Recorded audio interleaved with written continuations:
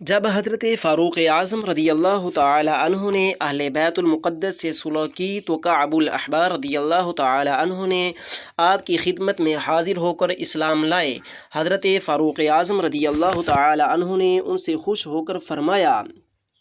کیا تم چاہتے ہو کہ میرے ساتھ چلو اور حضور سید عالم صلی اللہ علیہ وسلم کے مزار مقدسہ کی زیارت سے فائدہ اٹھاؤ؟ تو حضرت کعب الاحبار رضی اللہ تعالی عنہ نے عرض کی، زرقانی المواہی میں یہ واقعہ موجود ہے۔ حضرت کعب الاحبار بہت بڑے ایک جید عالم تھے، جنہوں نے اپنے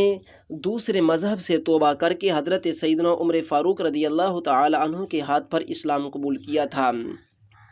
اس روایت سے ثابت ہوتا ہے کہ صحابہ کرام علیہم رضوان کے زمانہ مقدسہ اور وقت کے امیر المؤمنین سے ہی لے کر مسلمانوں کے اندر یہ بات تھی کہ وہ حضور سید عالم صلی اللہ علیہ وسلم کے مزار مبارک کی زیارت کو ثواب سمجھتے تھے، مگر موجودہ دور کے بہت بڑے عظیم فتنہ پروروں، جن کا میں نام نہیں لینا چاہتا، انہوں نے حضور سید عالم صلی اللہ علیہ وسلم کے متبرکات کو مٹانے کی اول درجے کی کوشش کی۔ انگریز کے کہنے پر اللہ تعالیٰ ان کا ستیہ ناز فرمائے تو فاروق اعظم رضی اللہ تعالی عنہ کی فتح عظیم کے بعد یہ شہر صدیوں تک مسلمان سلطنت کا حصہ بنا رہا، اس کے باوجود کہ القدس اپنی ولایت کا دارالحکومت کبھی نہیں رہا۔ مسجد اقصیٰ اور قبۃ الصخرہ کی وجہ سے حجاز کے حرمین شریفین کے بعد مومنین صالحین کی نظر میں یہی مقدس بستی ہے۔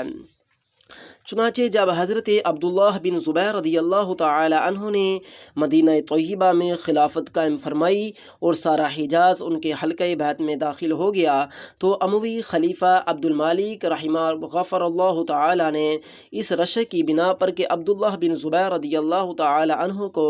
حرمین شریفین کی تولیت حاصل ہے، اس لحاظ سے ان کی عزت و عظمت میں اضافہ ہوتا ہے، بیت المقدس میں حرم سوئم قبلہ اول پر توجہ دی